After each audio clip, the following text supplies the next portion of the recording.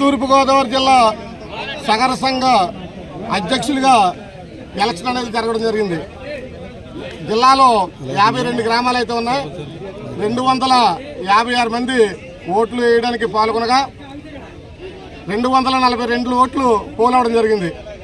మరి పూర్వ మహాలక్ష్మి అనే నాకు 132 ఓట్లు రావడం జరిగింది.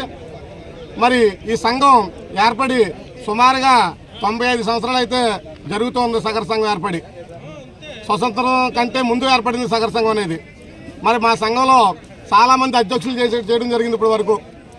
అలాగే మాకు ఈ సగర సంఘ ఉమ్మడి తూర్పుగోదావరి జిల్లా ఈరోజు ఈ స్థాయికి వచ్చిందంటే మొట్టమొదటిసారిగా ములికే సత్యనారాయణ గారికి ఈ ఘనత అంతా ఆయనదని చెప్పేసి సభాముఖంగా తెలియజేస్తా ఉన్నాను.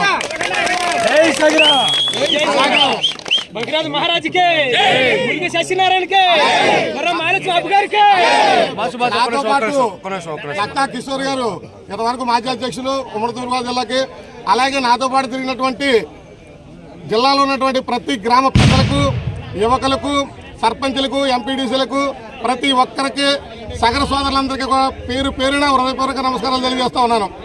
మరి ఈరోజు ఈ పదవి ఎన్నికైన తర్వాత నేను కొన్ని కార్యక్రమాలు చేస్తానని చెప్పేసి మేనిఫెస్టో విడుదల చేయడం జరిగింది. ఆ విధంగా ఒకరోజు ప్రమాణ స్వీకారం అయిన తర్వాత ప్రతి సగర సోదరులను కూడా కలవడం జరుగుతుంది. అలాగే 52 గ్రామాలు కూడా నేను ప్రకటిస్తాను. వాళ్ళందరినీ కలిసిన తర్వాత ఏ కార్యక్రమాలు చేయాలనేది మేము కమిటీ అంతా కలిపి కూర్చొని నిర్ణయాలు అనేది తీసుకుంటాను. నేను ఒక్కడైతే ఏ నిర్ణయం తీసుకొని ముందుకెళ్ళని చెప్పేసి ఈ సభాముఖంగా తెలియజేయడం జరుగుతుంది. అలాగే మనకు ఉద్యోగ సంఘాల నుంచి మొట్టమొదటిసారిగా గౌరవిస్తూ ఉద్యోగ సంఘాలు 2 సంఘాలు ఉండకూడదు, ఒకటే సంఘం ఉండాలి, ఒకలా అధ్యక్షులు ఉండాలని చెప్పేసి వాళ్ళు ఏమైతే కార్యక్రమం చేపట్టారో అలా కూడా నేను మొట్టమొదటిసారిగా వాళ్ళని గౌరవిస్తూ వాళ్ళకు కూడా హృదయపూర్వక నమస్కారాలు తెలియజేస్తూ ఉన్నాను. మరి అదేవిధంగా ఈ కార్యక్రమంలో ఉద్యోగ సంఘాలను కలుపుకొని, గ్రామ పెద్దలను కలుపుకొని, సీనియర్ నాయకులను కలుపుకొని, అలాగే ప్రతి సగర సోదరుల సలహాల మేరకు ఈ జిల్లా అధ్యక్ష పదవిని ముందుకు కొనసాగిస్తానని చెప్పేసి ప్రతి జిల్లా సగర సోదరులకి